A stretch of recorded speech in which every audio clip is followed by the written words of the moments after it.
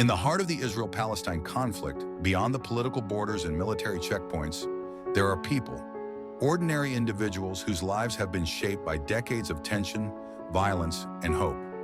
Today, we'll step into the lives of a few of these people to see the conflict through their eyes and to hear the stories that often go untold. Meet Amina, a mother of 3 living in Gaza. For Amina, each day is a battle, one that isn't fought with weapons, but with strength and resilience. Her home, nestled in one of the most densely populated places on Earth, is a fragile sanctuary amid uncertainty. Every day, I wake up and wonder if it will be the day that changes everything. I've seen so much destruction, but I must stay strong for my children. They deserve a future where they can dream, study, and play without fear. Amina's children, like so many in Gaza, know more about war than peace. They've seen their neighborhood change, friends leave, and loved ones lost. Yet Amina's hope remains unshaken. What keeps me going is the belief that one day, things will change. I tell my children that peace is possible, that their lives can be different. It's hard, but we must believe it's possible. Her story is a testament to the resilience of those who endure, despite the odds stacked against them. On the other side of the conflict is Avi, a young Israeli soldier. Avi, like many in his generation, was born into a country constantly at war, where military service is not just a duty, but a rite of passage. Yet Avi's heart is heavy with more than just the weight of his uniform. I serve to protect my family, my country. But every time I put on this uniform, I think about the future. Will my children have to do the same? I don't want that. I want a different life for them, a life without this constant fear. Avi's story is one of internal conflict, caught between the duty to defend and the desire for peace. He's seen the fear in the eyes of those he's sworn to protect, and he's felt the weight of his actions on the battlefield. There are days when I question everything. What if we could find another way? What if we could actually live side by side in peace? These aren't just empty dreams. They're what keep me going. Through Avi's story, we see the humanity of those on the front lines, the soldiers who dream of a day when their services are no longer needed. Laila is a peace activist who has dedicated her life to building bridges between communities divided by decades of conflict. Born to a Palestinian father and an Israeli mother, Laila's very existence challenges the boundaries that define this conflict.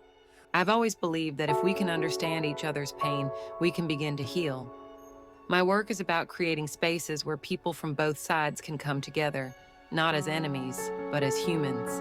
Laila's work is often met with skepticism, even hostility.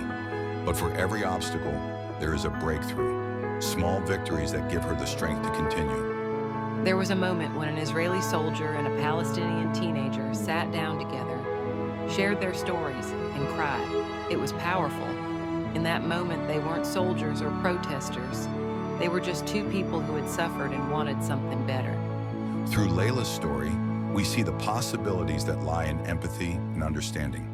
Her work reminds us that peace is not just a lofty ideal, it's something that can be built, person by person, story by story. Youssef is a 16-year-old Palestinian living in the West Bank. Like many teenagers around the world, Youssef dreams of the future. But his dreams are shaped by the walls that surround him, the checkpoints he must pass, and the uncertainty that hangs over his life. I want to be a doctor. I want to help people. But sometimes it feels impossible. How can I focus on my studies when I don't know if I'll even make it to school the next day? But I keep going. I have to. Youssef's determination is unwavering, even as he navigates the challenges of growing up in a conflict zone. His story is one of hope, a hope that his generation can rise above the divisions of the past. My friends and I talk about the future all the time. We don't want to fight. We want to live. We want to build something new. I believe that if we, the young people, can change our minds, maybe the future can change too. Youssef's story reflects the hopes of a new generation, a generation that dreams of peace, even in the shadow of conflict.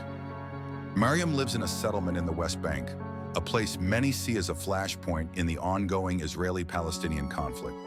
But for Maryam, this place is simply home, one she has built with her own hands alongside her family and community. I know what people say about us, but this is where my family is. This is where we've built our lives. Like anyone else, I long for peace, but I also want to protect what we've created here. Maryam's story highlights the intricate complexities within Israeli society, where the desire for peace is deeply intertwined with concerns over security and identity. I believe in peace, but it has to be real, protecting both sides. I hope we can find a way, but until then, we must remain strong. Through Maryam's story, we see the intricate layers of this conflict, how it is intertwined with the lives and identities of those involved. These are just a few stories among millions, each reminding us of a simple yet profound truth. The Israeli-Palestinian conflict is not just about borders or politics. It's about the lives of real people. People who, despite everything, continue to hope for a better future. As we listen to these voices, we're reminded that peace is not just an abstract concept.